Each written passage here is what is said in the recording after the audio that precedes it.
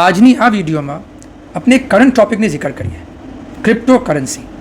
ઘણીવાર આપણે સુનીએ છીએ કે લોકો કહે છે કે તમે આ કરન્સીમાં ઇન્વેસ્ટ કર્યું કે નહીં, દેખો આ ક્રિપ્ટો કરન્સીનો આ કરન્સી કહાં ને કહાં પહોંચી ગઈ, તમે કેમ ઇન્વેસ્ટ ના કર્યું.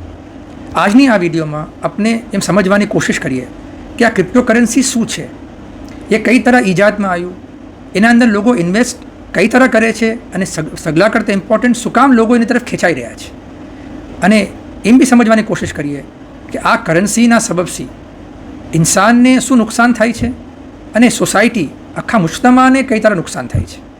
તો આપણે શરૂ કરીએ છીએ આપણી વિડીયો ક્રિપ્ટો કરન્સીના પર. ક્રિપ્ટો યાની શું કે કોડિંગ. આ કરન્સી એવી છે કે જે કોડિંગથી ચાલે છે, એનું ટ્રાન્ઝેક્શન વેરીફાઈ કોડિંગથી થાય છે અને આખું ઇન્ટરનેટ બેઝડ આ કરન્સી છે. યાની એની મિનિંગ એમ કે આપણે કરન્સી નોટ લઈએ છીએ, ચાહે ડોલર હોય યા ઇન્ડિયન રૂપીઝ હોય, એના પર લખ્યું હોય છે કે આ જે રૂપી છે યા 100 રૂપીઝની નોટ છે એ એક લીગલ ટેન્ડર છે, અને સાઇન કોણ કરે છે કે RBI ગવર્નર. એ જ મિસાલ ડોલરના ઉપર બી એમ જ શાકિલતથી સાઇન હોય છે. હર બેંક હર કન્ટ્રી એ કરન્સીને લીગલ ટેન્ડર તરીકે એકનોલેજ કરે છે. બિટકોઇન જે છે એ એક ઓનલાઈન ટ્રાન્ઝેક્શનલ કરન્સી છે જેને ઇન્ટરનેટના જરિયાથી ઈજાદ કરવામાં આવ્યું છે અને એને ટ્રાન્ઝેક્ટ બી ઇન્ટરનેટના જરિયાથી જ થાય છે. ઘણી વખત એમ બને છે કે આપણે ક્રિપ્ટો કરન્સી અને બિટકોઇન બેને સિનોનિમસલી યુઝ કરે છે. સિનોનિમસલી માના કોઈવાર ક્રિપ્ટો કરન્સી બિટકોઇન બે એક જ છે, તો બે એક જ નથી. Crypto currency is a currency જે કોડથી બને છે અને એમાંથી એક કરન્સી બિટકોઇન છે. બલકે એમ કહીએ કે ફર્સ્ટ કરન્સી જે ક્રિપ્ટો કરન્સી બની એ શું છે? બિટકોઇન. જે બિટકોઇન પહેલે બનાવ્યું ફર્સ્ટ ટાઈમ 2008ના અંદર 2008માં, એનું નામ સંતોષી નાકામોટો હતું. આમ લાગે છે નામ છે કે જાપાનીઝ છે, મગર 2010માં ડિસેમ્બરમાં એ કહા ગયા કોણ છે કોઈને ખબર જ નથી. તો એમ કહેવાય કે ફાધર ઓફ બિટકોઇન બી કોઈને ખબર નથી કે કોણ છે. તો બિટકોઇન બી હવામાં છે અને ફાધર ઓફ બિટકોઇન બી હવામાં છે. તો હવે આ બિટકોઇન જે આ ભાઈએ શરૂ કર્યું, એમ એનું પર્પસ હતું કે એક એવી કરન્સી બનાવીએ કે જેને કંટ્રોલ ગવર્મેન્ટ ના કરે, અને એને કંટ્રોલ કોણ કરે કે ઇન્ટરનેટ કોડિંગ કંટ્રોલ કરે. તો આ ભાઈએ એક ટેકનોલોજી કાયમ કરી કોડિંગની, જેને આજે લોકો બ્લોક ચેઇન ટેકનોલોજી કહે છે. બ્લોક ચેઇન ટેકનોલોજી શું છે અને કઈ તરહ બિટકોઇન માઇન થાય છે એના વાસ્તે બની શકે તો ઇન્શાલ્લાહ બીજી વિડીયો બનાવીશ. પણ આ ભાઈએ પહેલે શરૂ કર્યું 2008ના અંદર કોડિંગ કરવું. એના પછી આજે 2024 લગન તકરીબન ક્રિપ્ટો કરન્સીઝ 4000 કરતાં જ્યાદા થઈ ગઈ છે. અલગ અલગ લોકો અલગ અલગ કરન્સીઝ બિટકોઇન્સની શાકેલત પર ઈજાદ કરે છે, કોડિંગ કરે છે, અને પછી એને દુનિયાના અંદર લોકોને વેચે છે. તો આજે ઘણી કરન્સીઝ છે, જેમ ઇથેરિયમ બી છે, LTC છે, રિપલ છે, એમ અલગ અલગ કરન્સીઝ છે બિટકોઇનની મિસાલ. મગર આપણે ક્રિપ્ટો કરન્સી સમજવા વાસ્તે બિટકોઇનનું એક્ઝામ્પલ લઈને સમજીએ, કેમ કે આજે સગલા કરતાં પોપ્યુલર બિટકોઇન છે અને સગલા કરતાં હાઈએસ્ટ વેલ્યુ બી બિટકોઇનની છે. હવે આપણે સવાલ એમ થાય છે કે આ બિટકોઇન યા કોઈ બી ક્રિપ્ટો કરન્સી એની વેલ્યુ ઇતની વધે કેમ છે યા ઇતનું ગિરે કેમ છે.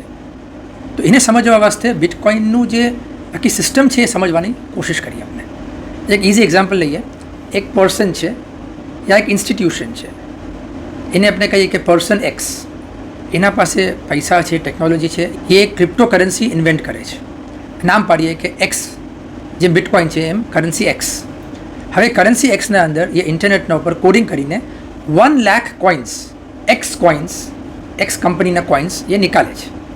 હમણાં એની વેલ્યુ કંઈ નથી, સગલું હવામાં છે. મગર હવે યાસી ક્રિપ્ટો કરન્સીની ગેમ શરૂ થાય છે. આ શખ્સ શું કરે છે કે એની જે X કોઇન્સ છે એને માર્કેટમાં વેચવાનું શરૂ કરે છે. એ એના 5 દોસ્તોને કહેશે કે મારા પાસે 1 લાખ કોઇન્સ છે, એ જે લિમિટેડ સપ્લાય છે, 1 લાખ કોઇન્સ છે. તમે અગર જો 10,000 કોઇન લેશો, મેં તમને $1 એક કોઇન આપું છું, તો તમે 10,000 કોઇન્સ લેશો મારાથી, તો એની વેલ્યુ આગળ જઈને ઘણી વધશે. તો એના 5 દોસ્તો એના પર ટ્રસ્ટ કરે છે અને 10,000 પોઈન્ટ્સ લે છે. હવે આ $10,000 લઈને $50,000 લઈને આ 50,000 પોઈન્ટ્સ આપી દે છે સગલાને. હવે આ શખ્સ જે પર્સન X છે એ માર્કેટિંગમાં દુનિયામાં શું કરે છે, એનું જે ક્રિપ્ટો કરન્સી છે એની એડવર્ટાઇઝમેન્ટ કરે છે, સોશિયલ મીડિયા પર મૂકે છે, એમ કહે છે કે this currency is going to go up. હમણાં એના પાછળ કોઈ બેકિંગ નથી, કોઈ કંપની નથી ચાલી રહી યા કે પ્રોડક્ટ નથી બની રહ્યો, મગર ફક્ત એક કરન્સી છે, એના પાછળ કંઈ બી બેકિંગ નથી. હવે મીડિયામાં એમ આવ્યું કે આ કરન્સીની વેલ્યુ વધી રહી છે કેમ કે લોકોએ લઈ લીધી છે. તે વખત આ શખ્સ શું કરશે, પર્સન X, એની કરન્સી જે ક્રિપ્ટો કરન્સી જે X કરન્સી છે એની $1 વેલ્યુનું $10 કરશે. આજે 5 દોસ્તો છે ખુશ થઈ જશે કે અમારી એક કોઈનની વેલ્યુ $1 થી $10 થઈ ગઈ, અને એ શું કરશે, બીજાને વેચશે, કેમ કે વેલ્યુ વધી ગઈ તો બીજા કહેશે કે મને બી લેવી છે, તો એની કોઈન્સ વેચાતી જશે, માર્કેટમાં સપ્લાય થશે. એમ વધતા એમ બી થઈ શકે છે કે આ જે એક્સ કોઈન્સની વેલ્યુ છે, કેમ કે લિમિટેડ સપ્લાય છે, તો લોકો એનામાં ઇન્વેસ્ટ કરશે, જ્યાદા ઇન્વેસ્ટ કરશે અને જ્યાદા કોઈન્સ જમે કરવાની કોશિશ કરશે. હવે યહા ધ ગેમ ઇઝ ઓન. શું થાય છે કે જે પર્સન એક્સ છે એના પાસે પોતાના પાસે બી 50,000 કોઈન્સ રાખે છે. હવે જે વખત વેલ્યુ જે વેલ્યુ ઝીરો હતી હવે $100 લગન પહોંચી ગઈ, તે વખત આ શખ્સ શું કરે, એમ બી થઈ શકે કે ઘણા પૈસા ઇન્વેસ્ટ કરે અને થોડા કોઈન્સ વેચે તો હજી વેલ્યુ વધે, અને પછી આખરીમાં શું કરે, એના બધા જે 50,000 પોઈન્ટ્સ છે એ ઇતના હાઈ વેલ્યુ પર લોકોને વેચી કરે, અને પછી એ કરન્સી જેટલું રોટેટ થાય એટલા પૈસા એમાંથી મળે. એને કહેવાય કે વાઇપ ધ માર્કેટ. આ સગલાના પૈસા જે ઝીરો અમાઉન્ટ હતા, આ જે કરન્સીની વેલ્યુ ઝીરો હતી એનાથી એ કરન્સીની વેલ્યુ વધાવીને સગલા પૈસા એક શખ્સે વાઇપ કરી નાખા, અને એ કરન્સી અંદર ફિરતી રહેશે. જहाँ લગન આ કરન્સીની વેલ્યુની ડિમાન્ડ રહેશે વहाँ લગન લોકો એમાં ઇન્વેસ્ટ કરતા જશે. અગર જેવારે લાગશે કે આ કરન્સી લોકો લેવું બંધ કરશે તો એની વેલ્યુ ગીરતી જશે. આ મિસલ આખું ક્રિપ્ટો કરન્સીની માર્કેટ ચલે છે. મિસલ તેથી આપણે દેખાય છે કે કરન્સીઝ જે ગ્રાફ દેખશો તો ઘણીવાર ઉપર જશે અને ઘણીવાર પાછો ડ્રોપ થશે, પાછો ઉપર જશે પાછો ડ્રોપ થશે. તો આ પમ્પ એન્ડ ડમ્પ સ્કીમ્સ કહેવાય છે કે લોકો એના અંદર પૈસા પંપ કરે છે અને પછી સગલાના પૈસા નીકળી જાય છે. હવે એમ સમજવાનું છે કે ઇન્વેસ્ટમેન્ટ કરે કોણ છે, તો બે કિસ્મથી ઇન્વેસ્ટમેન્ટ થાય છે.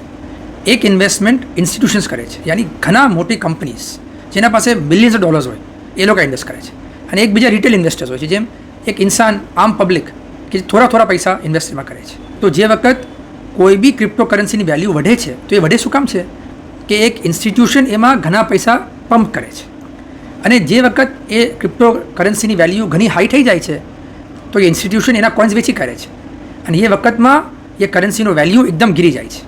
તો એ પૈસા આયા કહાંથી, જે રિટેલરે ઇન્વેસ્ટ કર્યા સગલાએ, એ સગલાના રકમ એ ઇન્સ્ટિટ્યુશન આખા લઈ લે છે. તો ધ રિચ ગેટ્સ રિચર અને ધ પુઅર ગેટ્સ પુઅરર. આ મિસલ આ ક્રિપ્ટો કરન્સીનો બેઝ છે.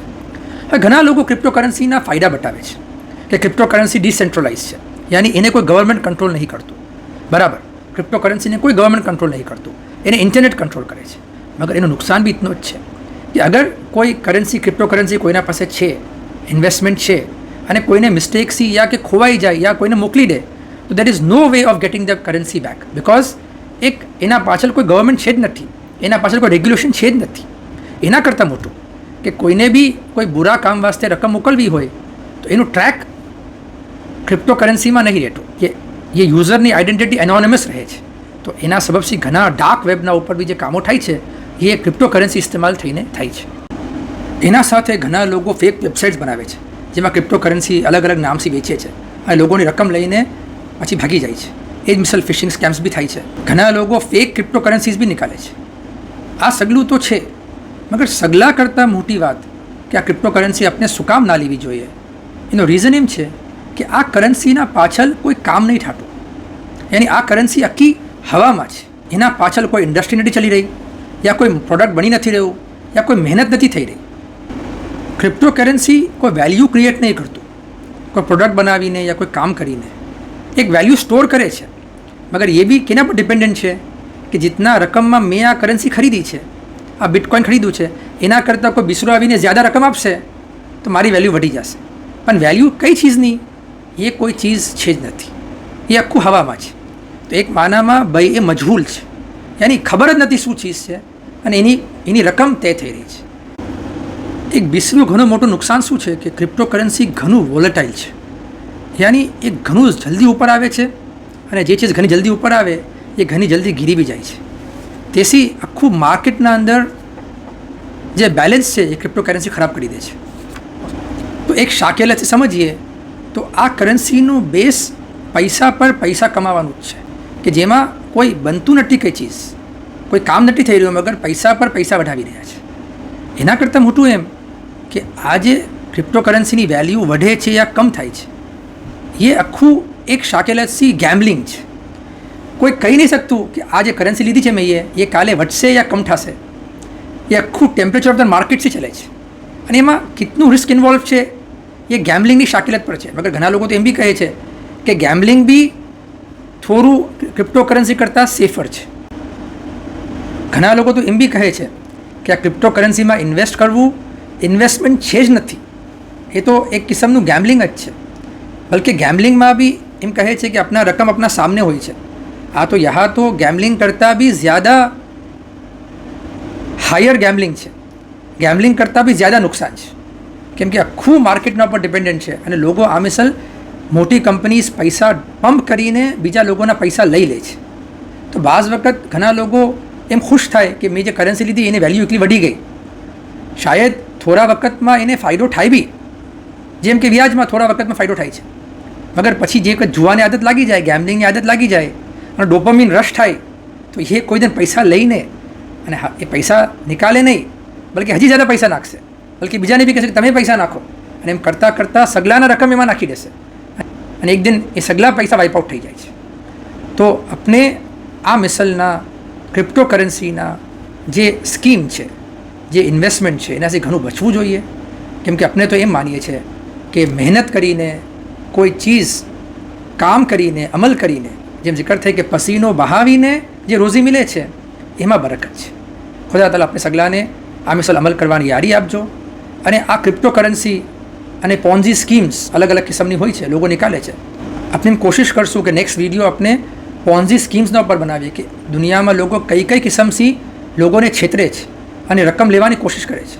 મેં આપ સગલાથી બી ઇલ્તમાસ કરું છું કે આપ સગલાને પોન્ઝી સ્કીમ્સના બારામાં ખબર હોય તો જરૂર કમેન્ટ સેક્શનમાં ખબર કરીએ, તાકી આપણે સગલા ડિસ્કસ કરીએ અને આપણે આ મિસલની સ્કીમ્સથી કઈ તરહ બચી શકીએ, એના નુકસાનથી આપને કઈ તરહ બચાવી શકીએ, એના બારામાં આપણે નેક્સ્ટ વિડીયોમાં ડિસ્કસ કરીએ. સગલાથી ઇલ્તમાસ છે કે આ વિડીયોને ડાઉનલોડ કરીને ફોરવર્ડ ના કરે, કેમ કે આ મારા ચેનલના ઉપર રહેશે તો કંટ્રોલ થઈ શકશે, સગલા સાથે શેર નહીં થતી. તો જે સબસ્ક્રાઈબ કરો, અગર આપ ચાહો છો આ વિડીયો દેખવાની અને આગળની વિડીયોઝ દેખવાના વાસ્તે, તો આપ ચેનલ પર જઈને યુટ્યુબ પર ઓન ટાર્ગેટ 53 ચેનલ છે, ઓન ટાર્ગેટ 53 એના પર સબસ્ક્રાઈબ કરી શકો છો. અને જરૂર આપને લાગે કે આ વિડીયોમાં જે ઇન્ફોર્મેશન છે એ કોઈને ફાયદો થાય તો આપ જરૂર આ લિંકને શેર કરી શકો છો. શુક્રન જઝીલા.